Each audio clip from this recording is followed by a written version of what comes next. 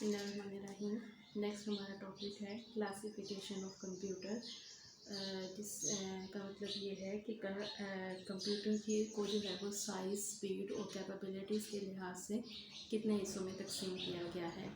तो computers are being manufactured in a wide variety of size, speeds and capabilities. In the early 18s, our computers were classified according to their data processing capabilities.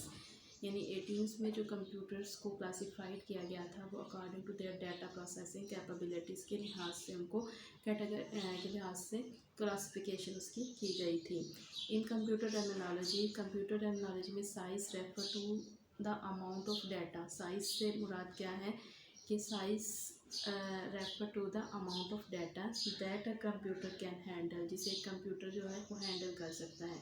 Generally a computer with high processing speed is called a big computer. जिनके साथ high processing speed के जो होते हैं computer होते हैं उन्हें big computers का नाम दिया जाता है। Depending upon their speed and memory size, computers are classified in following different categories या इन फॉलोइंग डिफरेंट ग्रुप्स। अब इसकी जो है इनको 5 हिस्सों में डिवाइड किया गया है या इसकी क्लासिफिकेशन जो है 5 किस्म में की गई है। नंबर 1 है हमारे पास माइक्रो कंप्यूटर्स, नंबर 2 है मिनी कंप्यूटर्स और नंबर 3 है मेन फ्रेम कंप्यूटर्स, नंबर 4 है सुपर कंप्यूटर्स और नंबर 5 है ट्रांसप्यूटर्स। अब ये पांचों की जो टाइप्स हैं ये डिफरेंट डिपार्टमेंट्स के लिहाज से कि ये कौन सी टाइप जो है वो किस किस्म के डिपार्टमेंट में इस्तेमाल होती है। तो इसमें हमारे पास सबसे पहले माइक्रो कंप्यूटर्स आता है जिसे हम माइक्रोस भी कहते हैं।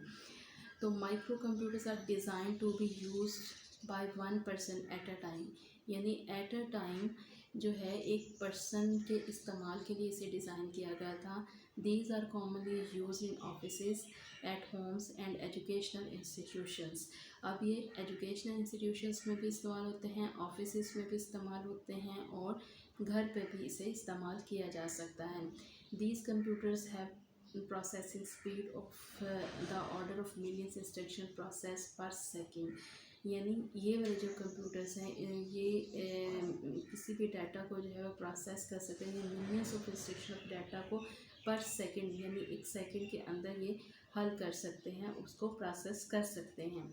अब इसके अंदर जो पेरिफेरल्स या इनपुट या आउटपुट जो भी जो डिवाइसेस हैं वो इस्तेमाल होती हैं या उसको पेरिफेरल्स भी कहते हैं। The peripherals used in this system include keyboard, monitor, character और page printer and a mouse, यानी कीबोर्ड या इनपुट डिवाइसेस या आउटपुट डिवाइसेस जो इसके अंदर इस्तेमाल होती हैं इनको हम पेरिफेरल्स भी कहते हैं। तो peripherals use in this system include keyboard, monitor, character और page printer and a mouse.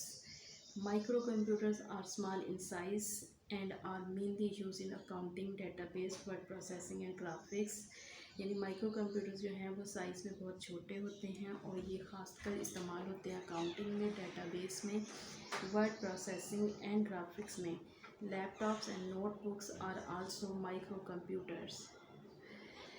Mini computers number 2 हमारे पास जो टाइप है वो है मिनी कंप्यूटर। तो मिनी कंप्यूटर्स को मिनीस भी कहा जाता है। अब इसमें ये कि these are smaller version of the mainframe computer, यानी मेन फ्रेम कंप्यूटर जो कि थर्ड कैटेगरी है उससे ये स्मॉलर होते हैं। Mini computers have large memory and faster input output devices, यानी इसकी मेमोरी जो है वो भी बहुत ज़्यादा होती है और ये इनकी जो इनपुट आउटपुट डिवाइसेस हैं वो भी फास्ट होते हैं। They are more expensive and have more processing speed than micro computer, ये ज़्यादा एक्सपेंसिव भी होते हैं और इनकी प्रोसेसिंग की जो स्पीड है वो माइक्रो कंप्यूटर से ज़्यादा होती है। They are use for maintaining detail of a large business organisation, यानी ये क्यों इस्तेमाल होते हैं, ये यूज होते हैं मेंटेन करने के लिए details of large business organisation, to analysis result of experiment, to control and maintain the production activity in factory, यानी ये फैक्ट्रीज में इस्तेमाल होते हैं। लार्ज जो बिजनेसेस, बड़े बिजनेसेस और उनकी डिटेल्स या उनकी बिजनेस ऑर्गेनाइजेशंस को मेंटेन करने के लिए इस्तेमाल होते हैं, उनके डाटा को ऑर्गेनाइज करने के लिए इस्तेमाल होते हैं और ये एक्सपेरिमेंट्स जो होते हैं उनके रिज़ल्ट को एनालिसिस करने के लिए इस्तेमाल करते हैं। और जो भी फैक्ट्रीज़ होती हैं उनकी एक्टिविटी, उनकी प्रोडक्शन एक्टिविटीज़ जो है उसे मेंटेन करना, उसे कंट्रोल करना, ये सारा मिनी कंप्यूटर्स में काम होता है। Mini computers can be use by several person at the same time. यानी मिनी कंप्यूटर्स का क्या है कि इसे एक टाइम में बहुत सारे लोग जो हैं वो इसे इस्तेमाल कर सकते हैं। तकरीबन 10 to 200 पर्सन जो है can work on it simultaneously. यानी एक ही वक्त में 10 to 200 पर्सन जो है वो इस पर काम कर सकते हैं। In this system multi processor are use with single memory. Single memory के साथ मल्टी प्रोसेसर्स का इस्तेमाल होता है। और mini computers were first introduce in 1964। 1964 में ये पहली दफ़ा इंट्रोड्यूस कराए गए थे। They are less expensive than mainframe computer. Mainframe computer से ये काम से जो है ये कुछ सस्ते होते हैं, इतने ज़्यादा महंगे नहीं होते। लेकिन माइक्रो कंप्यूटर से महंगे होते हैं और मेन फ्रेम कंप्यूटर से सस्ते होते हैं। The first micro computer was build by digital equipment corporation. Large micro computer system build by DEC is called the wax, जिसे हम वैक्स का नाम देते हैं। नंबर 3 हमारे पास टाइप है मेन फ्रेम कंप्यूटर। अब mainframe computers are very large computer, यानी कि बहुत ज़्यादा बड़े कंप्यूटर होते हैं और इसमें बड़ी इसकी जो स्पीड है वो बहुत ज़्यादा हाई, प्रोसेसिंग स्पीड जो है बहुत ज़्यादा हाई होती है।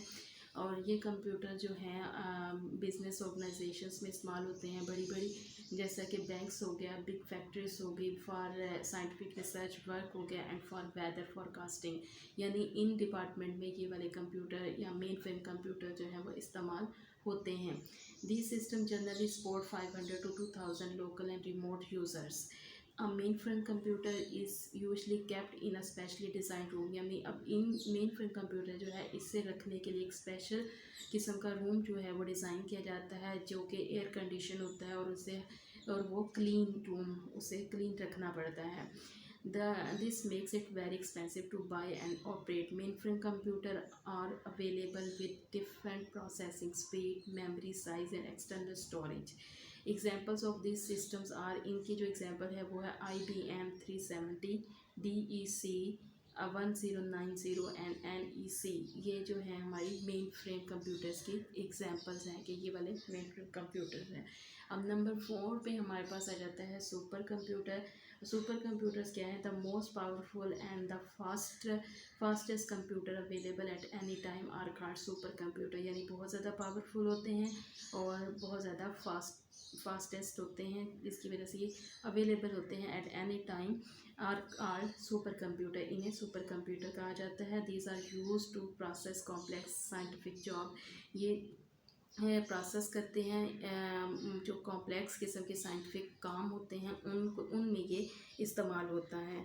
Nowadays a number of processors are used in super computers and the processors are connected in parallel। अब इसके अंदर जो प्रोसेसर्स इस्तेमाल किए जाते हैं वो कनेक्टेड होते हैं, यानी आमने सामने, पैरेलल कहते हैं, एक दूसरे के मतवाजी या आमने सामने जो है वो लगे हुए होते हैं। This type of processing is called parallel processing. इस वजह से इस प्रोसेसिंग को पैरेलल प्रोसेसिंग का नाम भी दिया जाता है। Cray 1, Cray 2, Cray 3, Cray XMP are example of supercomputers available nowadays. It was designed and introduced by Samuel Cray। क्रे ने इसको डिज़ाइन किया था या इसको इंट्रोड्यूस करवाया था। NEC computer of Japan is also an example of super computer. यानी NEC computer जो है जापान का एक कंप्यूटर है जो कि एक सुपर कंप्यूटर की एग्जांपल है। These computers can process billions of instruction in 1 second. यानी 1 सेकेंड में ये बिलियंस ऑफ इंस्ट्रक्शंस को प्रोसेस करने की सलाहियत रखते हैं। नंबर 5 हमारे पास कैटेगरी है ट्रांसप्यूटर्स। अब transputers stand for transistor and computer. यानी ट्रांसिस्टर एंड कंप्यूटर जो है ये इसकी एब्रीवेशन है ट्रांसप्यूटर्स की। Transputer has processor and memory build on the same chip. यानी ट्रांसप्यूटर के जो प्रोसेसर होता है उसके प्रोसेसर और मेमोरी दोनों एक ही चिप के ऊपर जो है वो बिल्ड की हुई होती है। a transputer has processor and memory build on the same chip, यानी दोनों चीज़ें मेमोरी और प्रोसेसर एक ही चिप के ऊपर मौजूद होती हैं।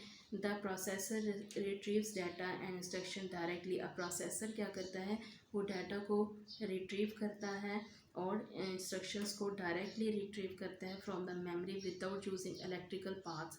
अब इलेक्ट्रिकल पाथ्स से मुराद के या इलेक्ट्रिकल बसेस कहलाती हैं। इलेक्ट्रिकल पाथ्स होते हैं कि इसके अंदर इलेक्ट्रिकल बसेस जो हैं वो होती हैं जो कि काम करते हैं।